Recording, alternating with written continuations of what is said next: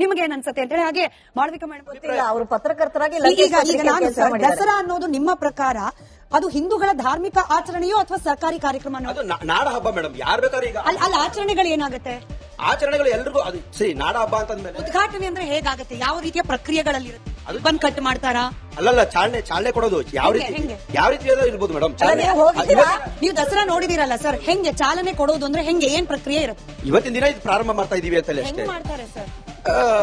ಅದೇ ಆನೆಗಳು ಅದರದೇ ಆದಂತಹ ಪ್ರೋಟೋಕಾಲ್ ನೋಡಿಲ್ಲ ಅಥವಾ ನಿಮಗೆ ಗೊತ್ತಿಲ್ಲ? ಅಲ್ಲ, ಉದ್ಘಾಟನೆ ನೋಡಿಲ್ದೇ ಇರ್ಬೋದು. ಆದ್ರೆ ಅಲ್ಲಿ ಚಾಮುಂಡೇಶ್ವರಿಯ ಒಂದು ಉತ್ಸವ ಮೂರ್ತಿ ಇರುತ್ತೆ, ಅದಕ್ಕೆ ಶಾಸ್ತ್ರೋಕ್ತವಾಗಿ ನಿಗದಿತ ಮುಹೂರ್ತದಲ್ಲಿ ಪೂಜೆ ಪುನಸ್ಕಾರಗಳನ್ನ ಮಾಡಲಾಗುತ್ತೆ. ಅರಿಶಿನ ಕುಂಕುಮ, ಹೂವು, ಮಂಗಳಾರತಿ ಎಲ್ಲವೂ ಇರುತ್ತೆ. ಇದು ಉದ್ಘಾಟನೆ. ರಿಬ್ಬನ್ ಕಟ್ ಮಾಡೋದಿಲ್ಲ. ಮೇಡಮ್ ಆಗ್ಲಿಂದ ವಿವರಿಸಿದ್ದೇನು, ಬಾನು ಮುಷ್ತಾಕ್ ಅವರಿಗೆ ಅರಿಶಿನ ಕುಂಕುಮದ ಬಗ್ಗೆನೇ ಆಕ್ಷೇಪ ಇರುವಾಗ ಈ ಪೂಜೆ, ಹಿಂದೂ ಸಂಪ್ರದಾಯದ ಪೂಜೆಯಲ್ಲಿ ಭಾಗಿಯಾಗೋದು ಸರಿಯಾ ಅಂತ ಕೇಳಿದ್ರು. ಇದ್ರ ಬಗ್ಗೆ ನಿಮ್ಗೆ ಏನನ್ಸುತ್ತೆ? ಅಲ್ಲ, ಈ ಹಿಂದೆ ಈ ವಿವಾದ ಉಟ್ಕೊಂಡಿಲ್ವಾ? ಈ ಹಿಂದೆ ಆನೆನಲ್ಲಿ ಯಾರೋ ಒಬ್ಬ ಮುಸಲ್ಮಾನ ರಾಜ ಆನೆನಲ್ಲಿ ಬಂದು ಉದ್ಘಾಟನೆ ಮಾಡಿದಂತಹ ಉದಾಹರಣೆಗಳನ್ನ ನಮ್ ಆನೆ ಮೇಲೆ ಬಂದು ಏನು, ಆನೆ ಮೇಲೆ ಯಾರೋ ಒಬ್ರು ರಾಜ ಇದು ಮುಸಲ್ಮಾನರು ಇವ್ರ ಹೆಸರು ಗೊತ್ತಾಗ್ತಿಲ್ಲ, ಆನೆ ಮೇಲೆ ಬಂದಿದ್ದಾರೆ ಅವರು. ಆನೆ ಮೇಲೆ ಬಂದು ಉದ್ಘಾಟನೆ ಮಾಡಿದಂತಹ ಉದಾಹರಣೆಗಳಿದಾವೆ ಈ ಹಿಂದೆ.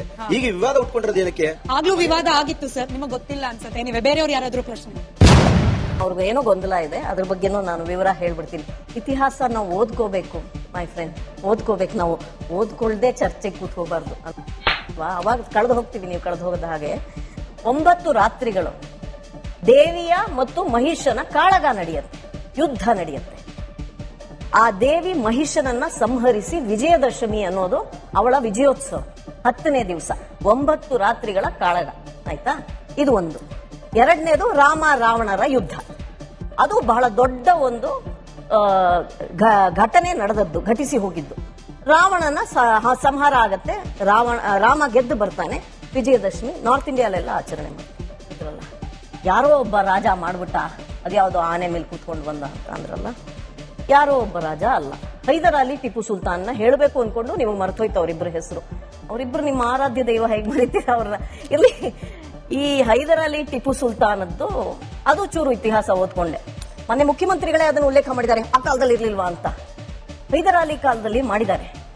ಯಾಕೆ ಮಾಡಿದ್ದಾರೆ ಅಂದ್ರೆ ಹೈದರ್ ಅಲಿ ದಳವಾಯಿ, ಸಿಂಹಾಸನದ ಮೇಲೆ ಕೂಡೋ ಧೈರ್ಯ ಮಾಡಲೇ ಇಲ್ಲ. ಆ ಸಿಂಹಾಸನದ ಮೇಲೆ ಆಗಲೂ ಒಂದು ಸೂಚ್ಯವಾಗಿ ಅಥವಾ ಒಂದು ಸಿಂಬಾಲಿಕ್ ಆಗಿ ಕೂತದ್ದು ಮೈಸೂರು ಅರಸರೇ. ಹಾಗಾಗಿ ದಸರಾ ಮುಂದುವರಿಸ್ತಾರೆ. ಚಾಮುಂಡೇಶ್ವರಿಯ ಬಗ್ಗೆ ಹೈದರ್ ಅಲಿಗೆ ಬಹಳ ಭಕ್ತಿ ಇತ್ತು ಅಂತ ಯಾವ ಉಲ್ಲೇಖವೂ ಇಲ್ಲ. ನಾನು ಎಲ್ಲಾ ಪುಸ್ತಕಗಳನ್ನು ತಿರುವು ಹಾಕ್ಬಿಟ್ಟೆ. ಇನ್ನು ಟಿಪ್ಪು ಸುಲ್ತಾನರ ಕಾಲ, ಟಿಪ್ಪು ಸುಲ್ತಾನ್ ಕಾಲದಲ್ಲಿ ಈ ಆಚರಣೆಗಳನ್ನ ಸ್ಥಗಿತಗೊಳಿಸಲಾಗಿತ್ತು.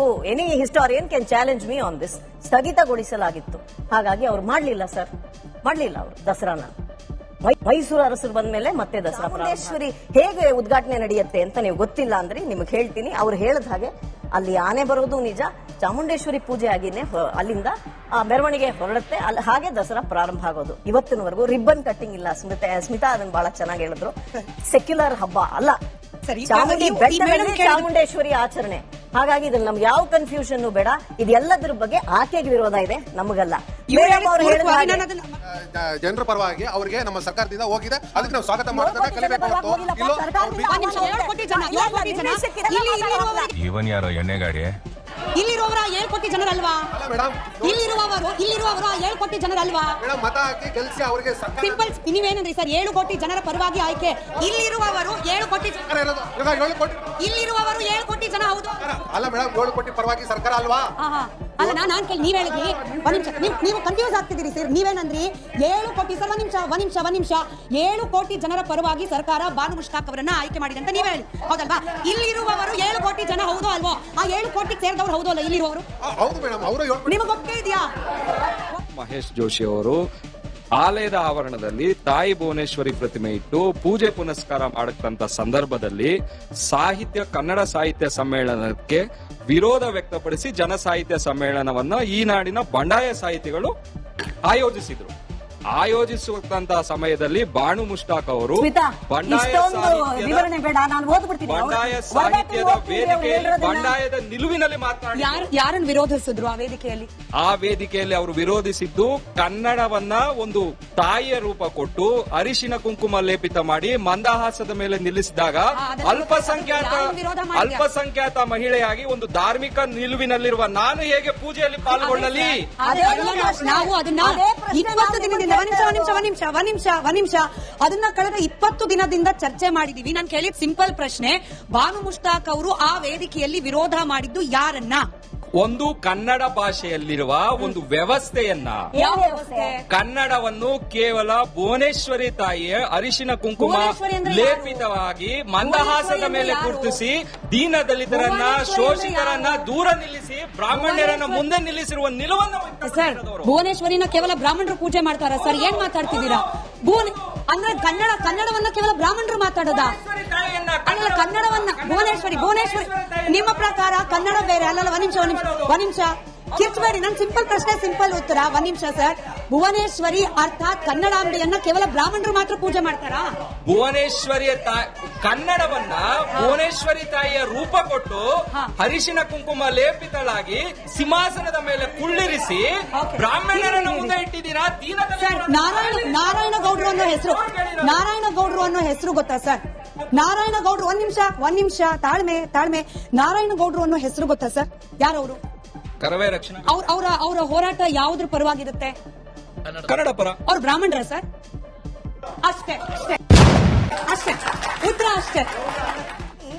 ಭಾವನೆಗಳಿಗೆ ಗೌರವವನ್ನ ಕೊಡುವ ಪ್ರಕ್ರಿಯೆಯನ್ನ ಸರ್ಕಾರಗಳು ನಡೆಸ್ತಾ ಬರಬೇಕು. They should be sensitive to feelings of people ಅಲ್ವಾ? ತಮ್ಮ ವೋಟ್ ಬ್ಯಾಂಕ್ಗಾಗಿ ದಸರಾ ಉದ್ಘಾಟನೆಯನ್ನೂ ಬಳಸಿಕೊಳ್ಳುವಂತಹ ಕಾಂಗ್ರೆಸ್ ಸರ್ಕಾರ ಅಥವಾ ಸಿದ್ದರಾಮಯ್ಯನವರ ಬಗ್ಗೆ ಏನು ಮುಷ್ತಾಕ್ ಅವ್ರ ಬಗ್ಗೆ ಆಕ್ಷೇಪ ಇರಲಿಲ್ಲ. ಅವ್ರು ಯಾವಾಗ ಬಹಿರಂಗವಾಗಿ ನನಗೆ ಅರ್ಶನ ಕುಂಕುಮ ಮೇಲೆ ನಂಬಿಕೆ ಇಲ್ಲ, ನನಗೆ ದೇವಿ ಅಂದ್ರೆ ನಂಬಿಕೆ ಇಲ್ಲ, ನನಗೆ ಭುವನೇಶ್ವರಿ ಅಂದ್ಮೇಲೆ ನಂಬಿಕೆ ಇಲ್ಲ ಅಂದ್ಮೇಲೆ ಭುವನೇಶ್ವರಿನೇ ನಂಬದೇ ಇರೋರು, ಅದು ಕನ್ನಡ ತಾಯಿ, ಎಲ್ಲರಿಗೂ ಅವಳು ಒಪ್ಪುವಂತವಳು, ಅವಳ ಬಗ್ಗೆ ನಂಬಿಕೆ ಇಲ್ಲದೆ ಇರೋರು ಮತ್ತೆ ಚಾಮುಂಡಿ ಬೆಟ್ಟಕ್ಕೆ ಯಾಕೆ ಬರಬೇಕು ಅನ್ನೋದಷ್ಟೇ.